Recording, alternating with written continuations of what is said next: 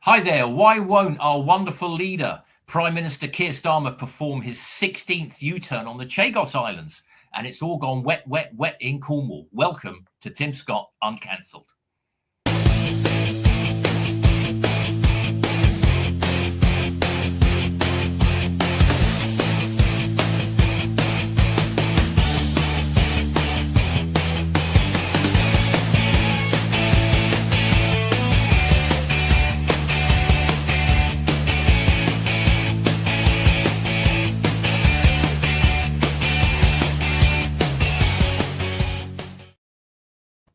Hello there, welcome to the show. Great to have you with us, whoever you are, wherever you are, and however you are watching. And talking of how you can watch us, if you go to YouTube and you search for Unprecedented TV, you will find us. And down at the bottom, you can give us a cheeky follow or a subscribe. So here at Unprecedented TV, we are hard on news and we want to hear your views. We get on this show, we get the newspapers, we go out and we buy the newspapers, so you don't have to. We look through them, we go behind the front page. Often on these news shows, if there's a big story, it's all the same story on the front page. Well, not here. We go behind the front page and we dig out some of the more interesting, more nuanced, more even slightly geeky stories that we think you want to hear, and we always end on a slightly humorous or light-hearted one, hence the wet, wet, wet. So the format, as ever on the show, is a few comments from me first, and then we introduce a guest. We have a guest every week, and delighted to have back on the show Councillor David Moore. So we'll hear from him in a minute. So constant theme of this show, Tim Scott Uncancelled, is what times we live in, ! This country has so much going for it, but we also have such deeply embedded problems as well, which makes it all the more frustrating, all the more unacceptable. And talking of our glorious leader, Keir Starmer, what about him? Surely he is on his way out. These skids are being greased. The wheel nuts are being tightened to eject him from office. Surely they'll wait until the disastrous, no doubt disastrous, elections on May the 7th, and we'll see what happens.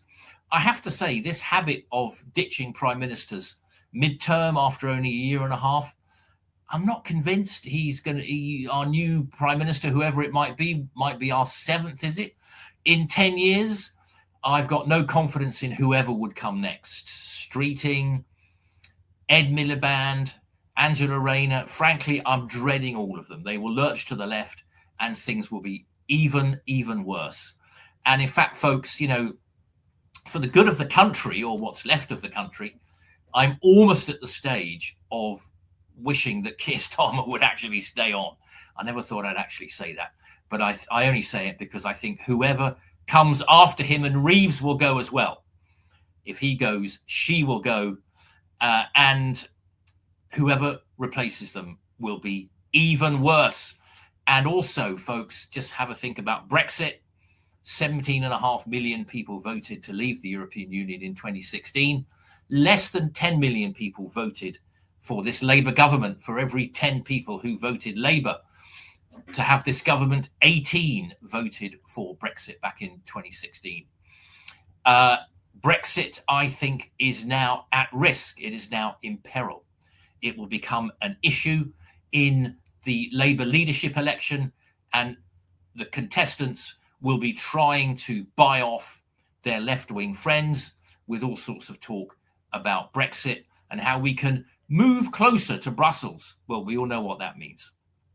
All pay, all obey, and no say. So yes, we will be moving closer to Brussels, whether we like it or not. Okay, that's enough from me. Let's get on with the rest of the show. We've got 6 really interesting news stories to look at. So we now welcome back to the show a friend of the show and previous guest, Councillor David Moore. David, welcome. Always good to see you again. And you, Tim. Thank you very much for having me on the show. Looking forward to going through some big stories. Yeah, you're obviously a glutton for punishment, coming back on the show several times. Great to have you. Well, I think it's a glutton for news at the moment Well, because it exactly. seems Well, like the whole world is there crap. is a lot. There is a lot, and not just the weather. So we're going to look at some of the stories. But before we go into them, what have you been up to lately on the political front? And I know you chair a few council committees, and you're involved with a few things. Anything particular? And also, David, where can people find you? Well, I can be found firstly on a number of platforms. I'm championing more on Instagram. I'm also on YouTube as David Moore GB. I'm also on Facebook. You'll see my council page there under my name. But I've been doing a lot of media rounds at the moment. I was on Polish News yesterday. I was on GB News a few days ago with Patrick Christie's. I was up against a Labour activist trying to defend the current Labour economy, defending 2 million unemployed, 700,000 grads unemployed. I feel sorry for them, really, just having to go on and defend the indefensible. So it's been a really fun few weeks. And of course, having you as well on my show, Tim, last week, that was really good. Well, yeah, that was good. Yeah. So this Labour guy, you know, I mean, talk about a tough gig, you know, whatever they're paying him, it's not enough, is it? Yes, indeed. I think the reality is this government, this Labour government, is collapsing, like you mentioned, with the leadership challenges and the seismic political changes, which I'm sure we'll talk about more later in the show.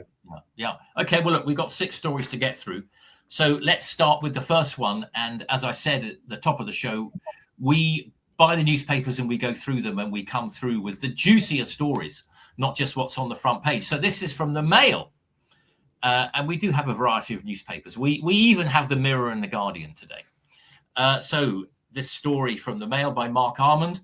Why has the most vacillating PM in a lifetime decided that the Chagos surrender is the one policy he won't U-turn on? David, pay to give away, isn't it? It is one of the most insane political foreign policy decisions in our lifetime.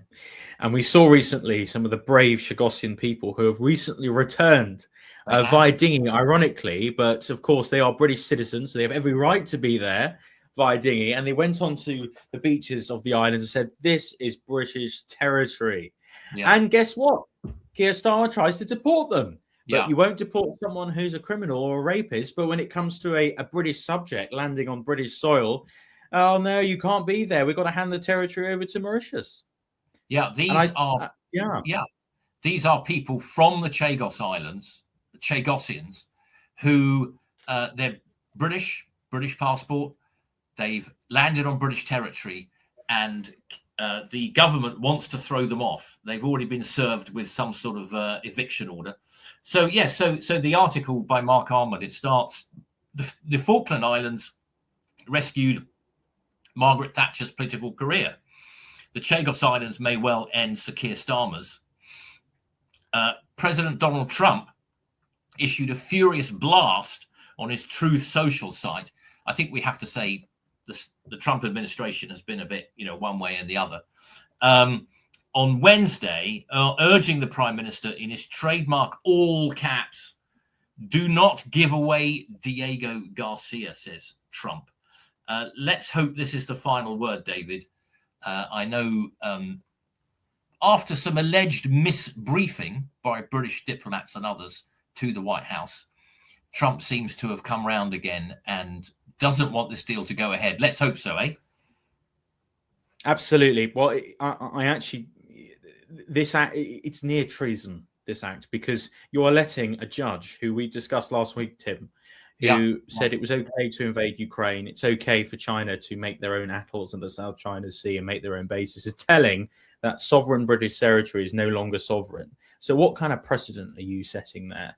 And I understand there's been an injunction that's been invoked anyway by the Chagosian people. So they're doing a bit of lawfare against those who like to use lawfare, such as Lord Hermer, who, of course, like his mates, all have been advocating for Mauritius. So talking of, as a council, we have to declare a conflict of interest and potential conflict of interest. But they have so many conflicts of interest on this issue, and that's why they want to go ahead with it. Yes, quite right. And as it points out in the article, the military base there on what is currently British territory is crucial to American military strategy. This foothold in the Indian Ocean, shared by Britain and the USA, means American B-52 bombers are within striking distance of Iran, for example. So They want to give away the Chagos Islands to Mauritius, a country that is rather cozy with China, all too cozy with China. And they want to give it away. And not only give it away, they want to pay to give it away.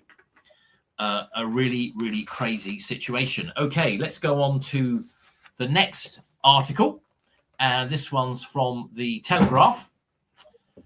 And it says here, once an outsider party, Reform plants its flag in the centre ground, or the common ground, as I prefer to call it.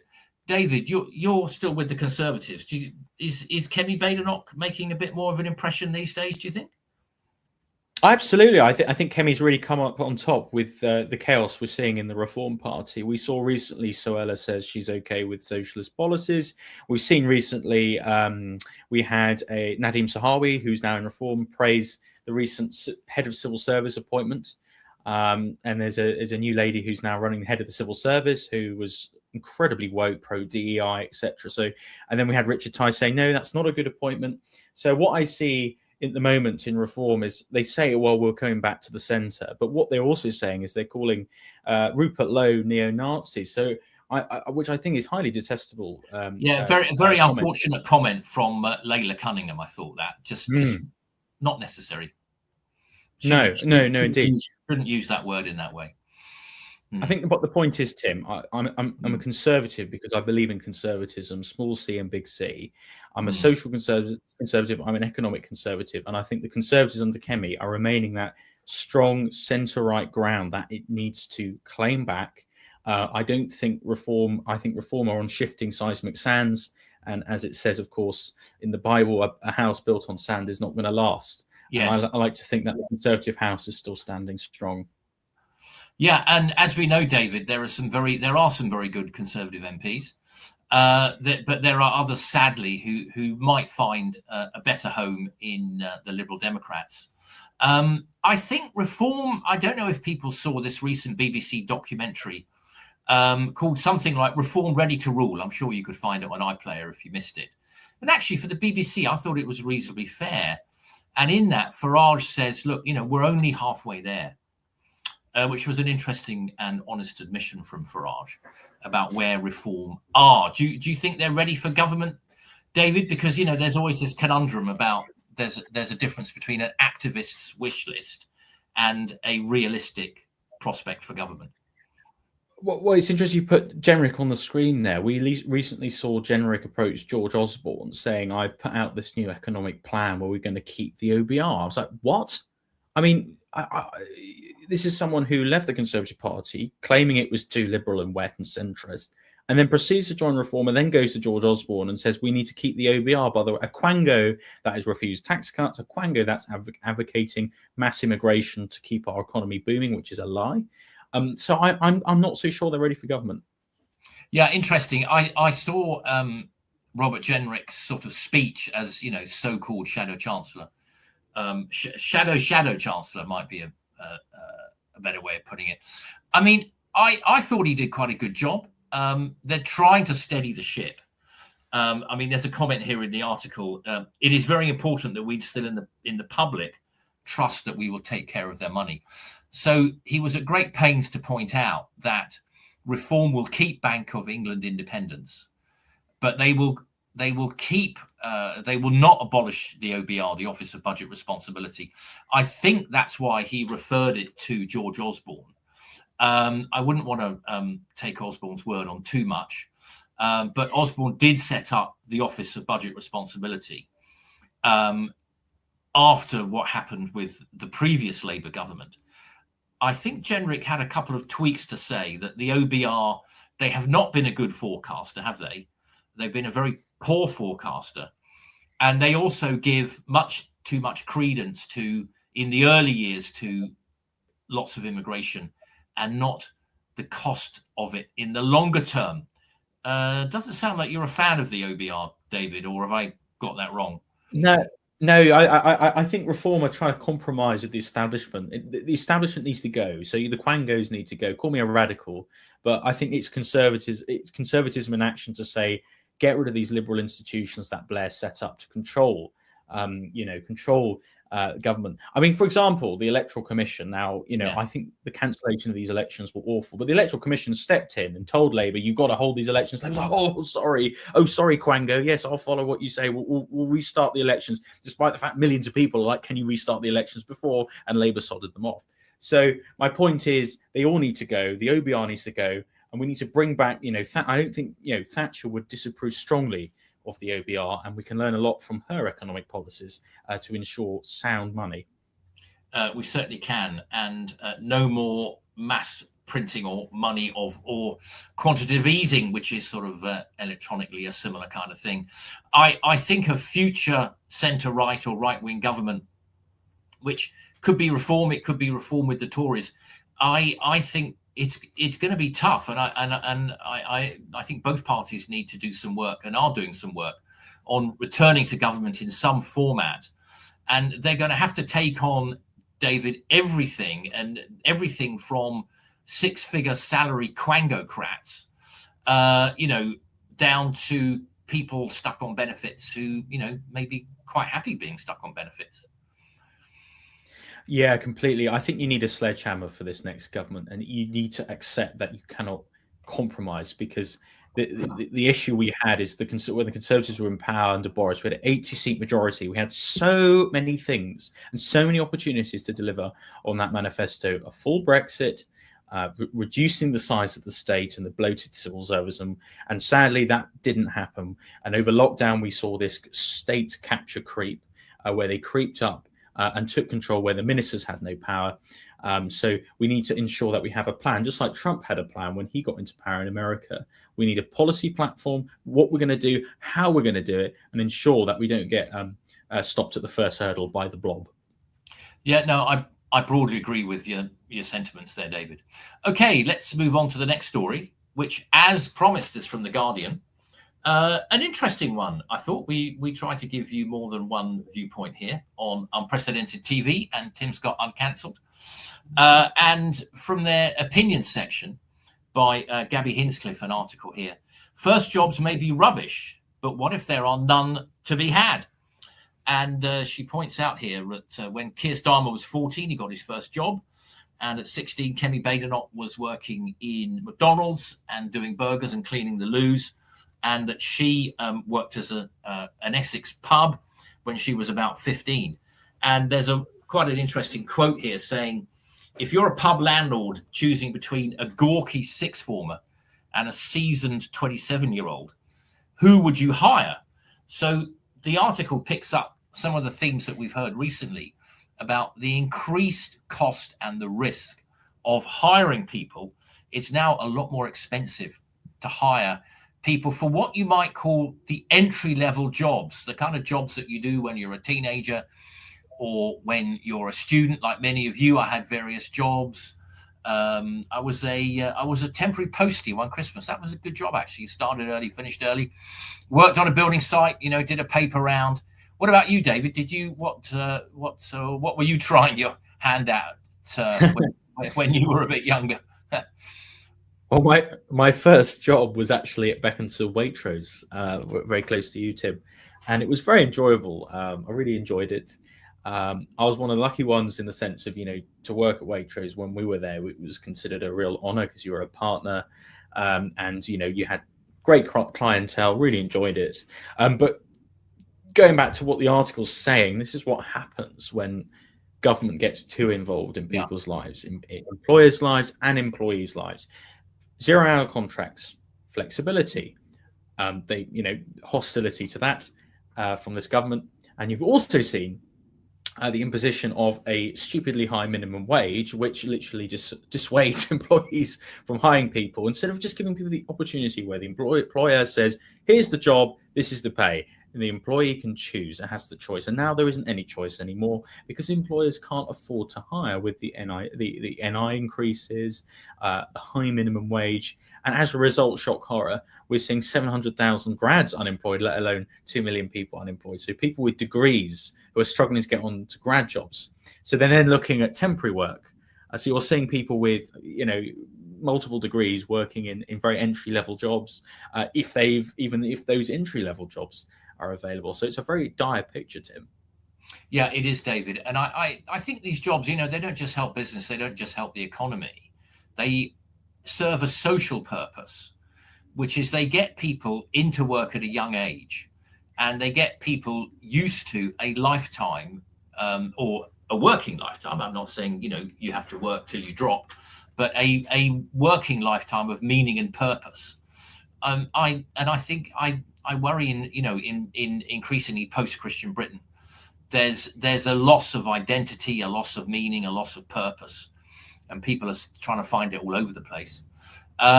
So this is where people can get into the habit of working. Now, I saw a very interesting interview recently on LBC. They were interviewing James Reed, I think it is, from the Reed Employment Agency. And he was pointing out that the cost of hiring a 20 or a 21-year-old on the minimum wage, with the increase in NI and the increase above inflation increase in minimum wage for younger workers, that the cost has soared, that the cost of a 40-hour week on minimum wage for a 20 or 21-year-old, it was in 2020, it was 17,000 a year. Now it's 29,000 a year. This is a huge increase, David. I mean, it's and then you add in business rates, you add in the Employment Rights Bill, you add in electricity, increasing electricity bills thanks to legally binding net zero by 2050. David, it's no wonder employers are thinking twice about taking people on. Completely. You've got a situation here where they have made it awful for both the employer and the employee. And we're seeing a situation where we're seeing hundreds of thousands of young people out of work. The whole idea of this policy, Labour was saying, is giving young people a fair wage. Well, I'm sorry, but you've done the complete opposite. And the amount of young people now who are thinking, okay, well, I can't afford to buy a house. I see people come over to this country illegally and have all the benefits under the sun, and those who can have a free house and actually take back more pay doing nothing than someone working even on the new minimum wage, which Labour have imposed.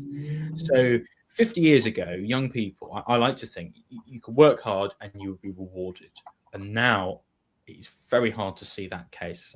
And that's why a lot of young people are leaving the country. They're going to Dubai, they're going to Australia, or they're just thinking, well, what's the point? Because, there's no choice of jobs. There's not the pay's not very good anyway. But most of all, the tax on the pay is too high. If a young person's earning 30 grand a year, if they're earning 30 grand a year plus student loan, it's an effective tax rate up at approximately 43%, which is almost half your income gone. And already, once that's gone, what's left it's not a huge amount of money. So this is how bad it is for youth unemployment. Yeah, and you can see the graph there from Indeed, the Employment Bureau. You can see there on the right, very, very sharp rise in youth unemployment. And the worry is, and I heard Alan Milburn, the former health secretary to Tony Blair, Labour MP, who is doing a review of welfare and benefits for the government. I don't think the government are going to like what he's got to tell them, by the sound of his interview the other day on BBC Radio 4 Today programme in the morning, saying that, if you don't get into work at an early age, you're much more likely to really spend years, if not most of your life, just stuck on benefits, which I think is a terrible, it's just terrible. It's a moral issue, not just an economic one. Okay, so thank you, David. Let's move on. And talking of high taxes, we've got a slightly different take here with the next story. And this is from the Times. Tax rules emptying London restaurants. And the story here says, a restaurateur has said that half his black book of customers have left the UK. We were just talking about people leaving the UK after idiotic changes to non-domicile and inheritance tax rules. Marcus Thesleff said putting the world's wealthy off of London and leaving the country was having a knock-on effect. They aren't here anymore. There aren't them, and their big client meetings aren't here. Their visitors aren't coming. They aren't staying in the hotels. They aren't eating in the restaurants. So there's, again, David, people leaving the country. Two types of people seem to be leaving the country, it seems to me. Ambitious young people.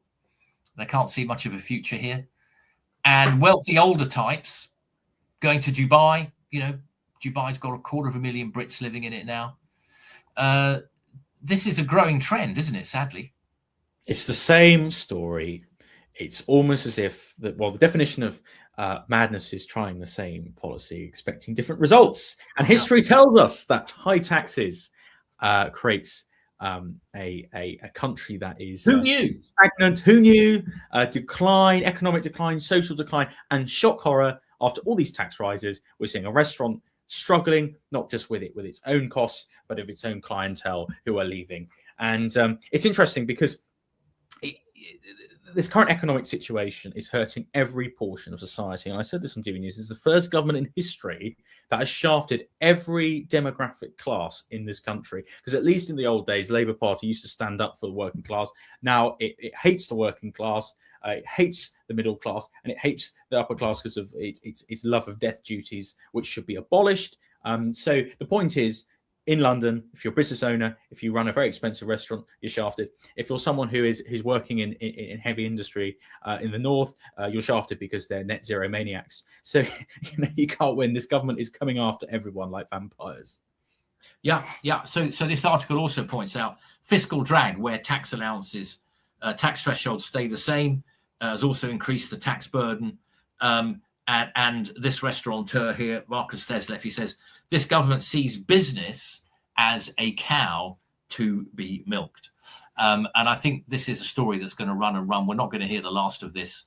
The numbers, that the economy is stuck. We're stuck in a doom loop of high taxes and low growth.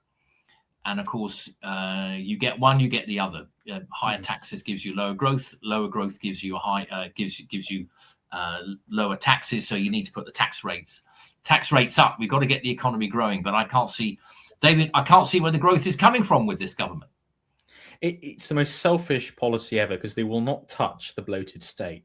Because for them, the public sector is sacrosanct. They think the public sector create the wealth. They think the public sector should rule, and that the private sector are just stupid, bigoted people that just go out and be greedy. No, it's the complete other way around. It is the private sector that generates the wealth. It's the private sector that produces the revenue. And I had the honour not too long ago sitting next to Arthur Laffer, the man behind the Laffer curve. And we all know that the lower taxes provide increased government revenue to the exchequer, because more people have money, because they're growing. So if you put a flat rate tax of 20% of 100,000, that's £20,000. But if you put 20% of, let's say, £50,000, that's obviously half of that. So more people, the more money in people's pockets, the more money that businesses have, the more money they can contribute to government. And yet they don't understand this, and they don't want to cut government, and they're going to just let it keep getting bloated and more inefficient. Well, yeah, I mean, as the economy grows, it as people earn more money, it generates more tax revenue without having to put the rates up. As the economy grows, it generates more jobs, and it generates more tax revenue, again, without having to put tax rates up. Okay, so we'll now have a quick break, and we'll find out about some of the other shows that you can see here on Unprecedented TV.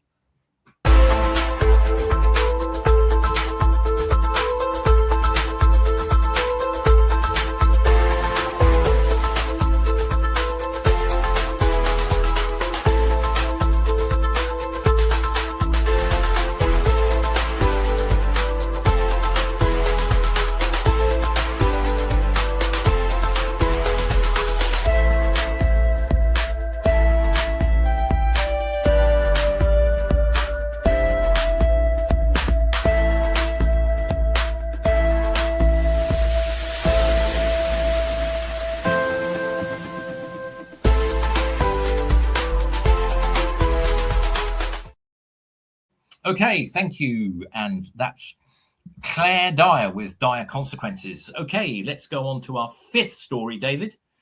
And this one's from The Mirror. Bit of a shocker, this one, I have to say. Teen admits e-bike death of pensioner was his fault. A teen has admitted killing a pensioner after he hit her on his electric bike while speeding and making a phone call. and he's also admitted causing death. He was unlicensed and uninsured. And during his sentencing, prosecutors will argue Stokoe was under the influence of a cannabis compound. Of course, we don't know whether he was or not. That remains to be seen. Prosecutors are going to put that forward at the case. So innocent till proven guilty, but it does sound like he's admitted his guilt. Yeah, David, what do you think about these? These people bombing around on these e-bikes? I suppose this is where I might start sounding a bit old. The youth of today running around on e-bikes. But this guy, unlicensed, uninsured, allegedly on drugs, crashing into an old lady crossing the road. Mind you, a car can do that, can't it? Anyway, it's a very, very tragic story, and not the first either. And we've seen many cases of these e-bikes which have stupidly high acceleration and very fast as well compared to a normal pedal bike. And they're very intimidating, actually, especially when you've got all these e-bikes weaving around London. You've got these Deliveroo drivers who are using them a lot, many of whom are here illegally, wanting to use a quick mode of transport where, as far as I understand, you don't need a driver's license for.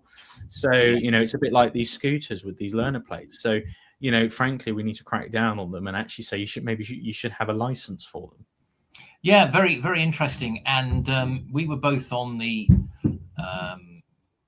webinar with the Freedom Association a few days back with Rupert Matthews, the Police and Crime Commissioner for Leicestershire, talking about how they were stopping e-bike riders who were riding illegally on a pedestrian area, so they were able to stop them.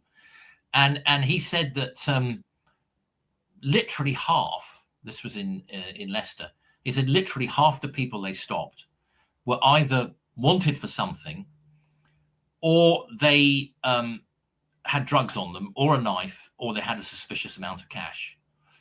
So again, these bikes, you get these bikes, you had the so-called Boris bikes. Of course, many people who use these bikes are completely legitimate. But some of these bikes, as you say, David, are not legitimate. They're not, the bikes are not legal. They're not road legal. You see many people up in London, they're cycling along, perfectly innocently, not doing anything wrong. But some of these bikes can be souped up, can't they? And used for illegal purposes. Absolutely, I completely agree. Why should the law-abiding citizen have to go through stringent tests and pay for driving lessons when someone can come here illegally and then just get an e-bike? And I know this case isn't a legal immigrant, but still, it makes the point that there is a clear gap in the law here, where someone could get to the point where they could just get an e-bike, be distracted on their phone, be under the influence, and kill someone. Whereas, if you're driving a car, that same position, if they would probably have a higher sentence. I bet you they'll give them a lower sentence because it was an e-bike. I mean, I think they should be treated no different than the law doesn't say a mechanically propelled vehicle on the road. Yeah, I think there is, as far as we can gather, a bit of a loophole here in the law. But again, we must emphasize, so many people use these bikes not powered, and they cycle along perfectly legally and perfectly legitimately. But particularly the souped up versions are, and you've got to wonder, why have they been souped up? I know, I completely agree. And like you say, people have been retrofitting them, being able to edit them and remap them, which is really dangerous. Yeah, absolutely right. Okay, so we come to our last story. And the last story is from Cornwall. And I referenced at the top of the show, wet, wet, wet. Here we go. Cornish town records 50th straight days of rain. This is the sorry town of Cardinham in Cornwall. My goodness, they have had rain every day since New Year's Eve, David. What do you reckon? Do you fancy living there? It's crazy, isn't it? I mean, we had, I think, 30 days in our area of straight rain. And then we had some lovely sun that came out last week and a few days ago, which is lovely to see. But yeah, there's very much the the Cornish weather. And in fact, in Dartmoor, just over the border in Devon, there is one of the few last rainforests in Britain, the temperate rainforests, and you can really see, there's some really quite damp parts in the southwest. Absolutely dismal. And I think the weather seems to match the mood in the country, doesn't it, at the minute? Yes, and as a councillor, my inbox is full of pothole complaints, because the sad reality is torrential rain with our current road systems, with heavier cars, with 76% of your council budget on statutory duties, budgets are quite tight. So we've seen some quite large highway struggles nationally. I like to think our council are doing as much as we can, but this weather has really done a number on a lot of our roads. You bet it has. And thanks again for your service on the council, David. So look, we're drawing towards the end of the show. David, just remind us, where can people find you? You're on X, aren't you, for example? Yeah, I'm also on X as well. Yeah, so just type in Councillor David Moore. But yes, I'm on a lot of platforms. YouTube, I've got my podcast, The Anglosphere, which is a new show, which Tim was our first guest, which is great, talking about the importance of the English-speaking world and the Kanzuk nations. Good stuff, David. Okay, thanks to the studio, and thanks to our guest, David Moore. And thank you for watching. Thank you for bearing with. And until next time, we'll see you next time. And it's over and out from Tim Scott, Uncancelled.